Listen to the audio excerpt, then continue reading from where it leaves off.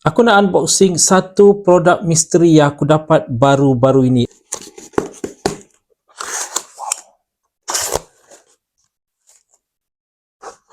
Tereng. Wow. Korang boleh tengok kotak dia tu sangat-sangat eksklusif, sangat-sangat premium. Jenama dia Air Coolie. Dan model kipas ni Aero Ultra. Jom kita buka. Wow. Memang terasa sangat-sangat premium. Wow. Ni korang boleh tarik sebenarnya.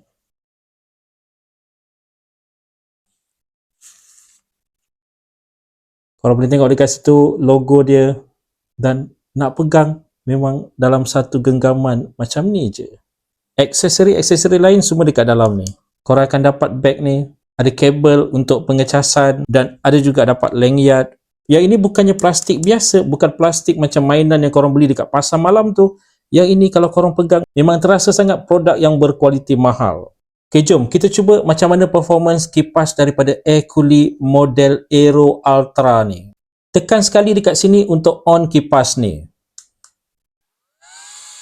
Dan kalau korang nak laraskan kelajuan dia, tekan sahaja dekat sini.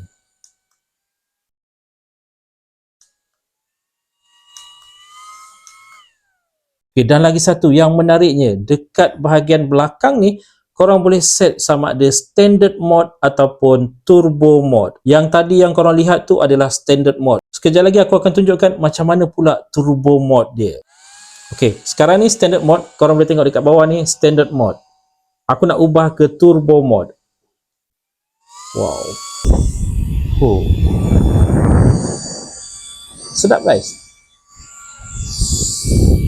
Jadi kalau bawa pergi taman, pergi konsert, pergi bazar Ramadan nanti pun sangat-sangat sesuai. Mantap sebenarnya performance kipas. Bukan hanya design yang menarik, tapi performance dia pun luar biasa. Jadi sekali lagi, kipas ni daripada brand Air Coolie dan korang boleh lihat dekat sini nama model kipas yang aku pegang ni Aero Ultra. Kalau korang nak dapatkan, boleh klik pada link yang aku letakkan dekat bawah ni.